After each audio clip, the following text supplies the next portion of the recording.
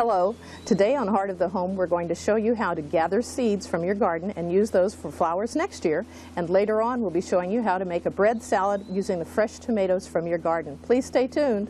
I'm Pamela Scudder. Hi. Have you admired your neighbors' or friends' gardens and all their beautiful flowers and thought, well, I wish I could have those, but maybe I can't afford it, or I just don't know how to go about doing it?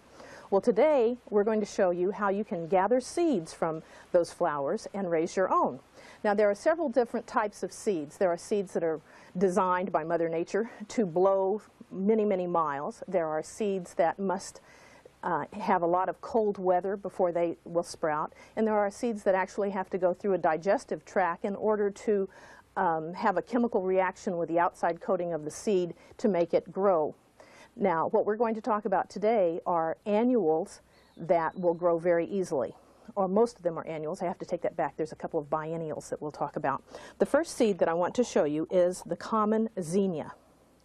Now, zinnias are an old-fashioned flower that have been around for many, many years, and this is what the seed head looks like when all the flower petals have dropped off. And you want to gather your seeds early in the day, but not so early that there's still dew on them. It's better actually to get them as soon as they're dried off.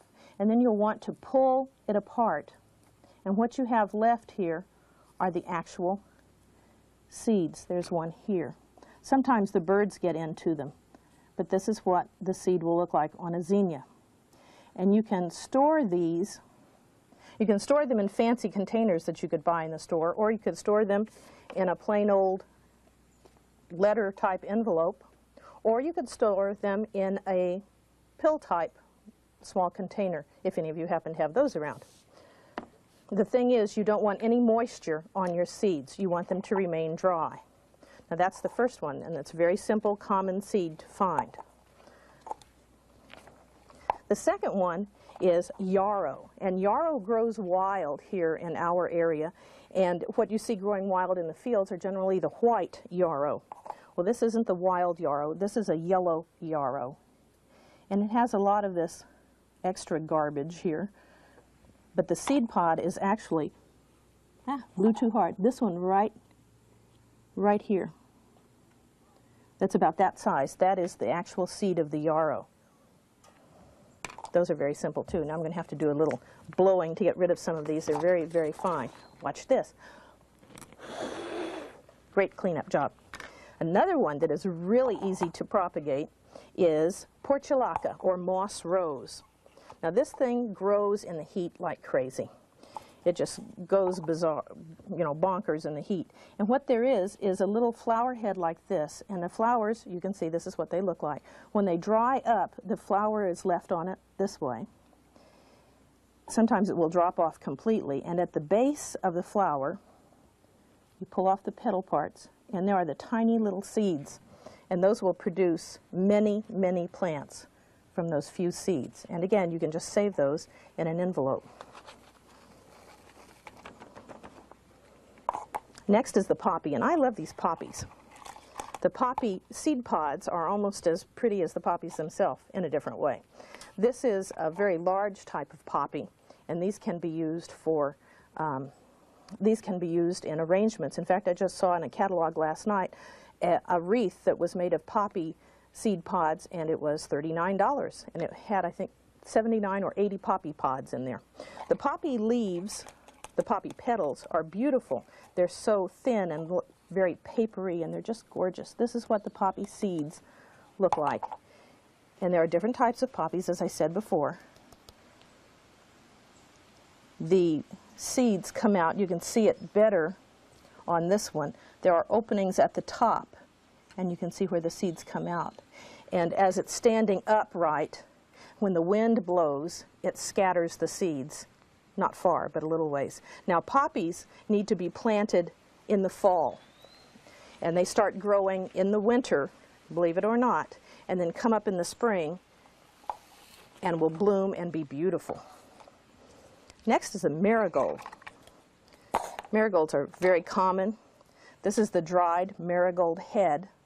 All you do is peel it apart and look at all those seeds. The black part is the part that is the seed. Very simple, very easy on the marigolds. Those are planted after all danger of frost is past. The same with the zinnia. Liatris. Liatris is a flower that grows on the prairie. It's a prairie flower, and it will come back as a perennial, but it also can be grown from seed. And it's unusual in that when liatris start to bloom, they bloom from the top down. Most flowers bloom from the bottom up, but liatris bloom from the top down. And again, you just pull apart one of the little blossoms, and at the base you have seeds. And notice, we're getting a little wind here right now. It may blow some of these seeds away. What I was going to show you is that looks like little parachutes on the top there. These are designed for the wind to pick them up and blow them to spread the seeds, and that's the liatris.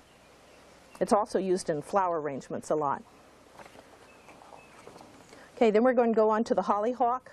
Hollyhocks are an old flower. These are biennials. If you plant them this year, the flower will grow in the spring, and then you will have blossoms the following year, not the first year after you plant them. It's a biennial. Another is coreopsis. This is what the coreopsis seed looks like, if I can find one. Looks like the birds beat me to it on that one. Ah, here they are. There are the coreopsis seeds. These, again, act as a perennial. They will come back if it isn't a very harsh winter. But if it is, you might want to plant the seeds. The purple coneflower, or echinacea.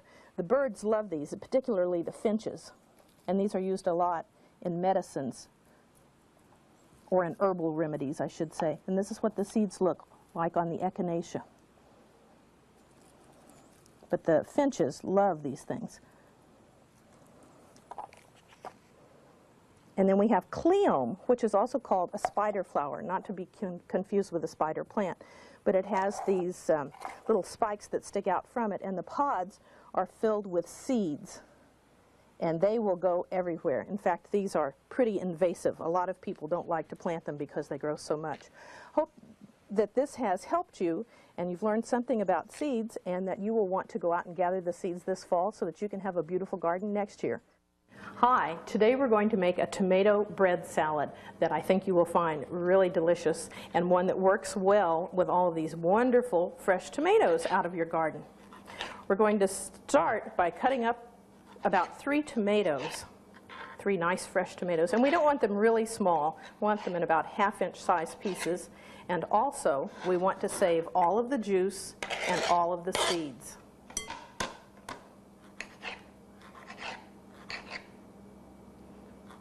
I wish I could chop things up as easily and fancy as they do some of those Chinese or Oriental cooks on television. They always leave me amazed at what a fine job they do on chopping. I guess I missed chopping 101. We're going to add about 3 tomatoes, and the recipe for this will follow the end of the show today. And we're going to add 1 medium red onion. Excuse my hands, but sometimes they work very well. And 1 cucumber. I use my knife.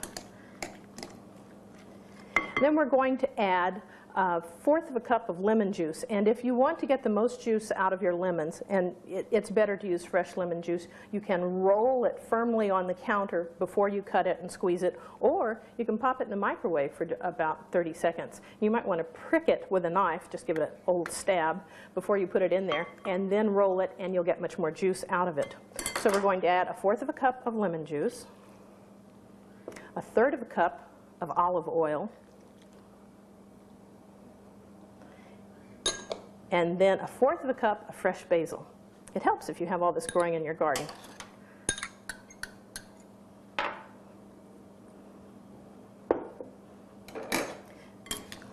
And you're going to mix this thoroughly.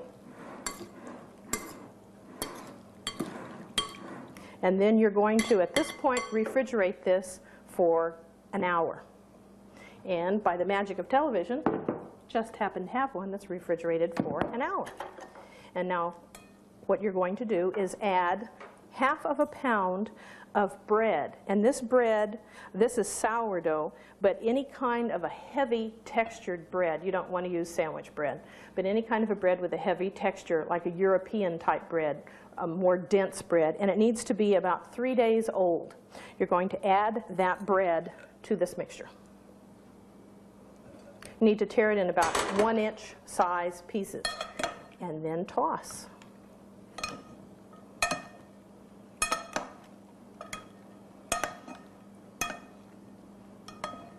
And the bread absorbs this juice and everything, and it is really yummy. Sorry for the clanking. I'm going to have to get plastic so it doesn't make so much noise. And then you add a little pepper, freshly ground pepper, to taste. And if you aren't restricted with salt, a little bit of salt. Then you're ready to go. And this is a great way to use all those tomatoes that are so yummy out in the garden right now. Now let's see, we'll use one of these. This is best if eaten right away. There, wouldn't you like to have some? Now remember, if you have any comments or suggestions for things for us to do on Heart of the Home, get in touch with us at Post Office Box 1287, Harrison, Arkansas. Thanks.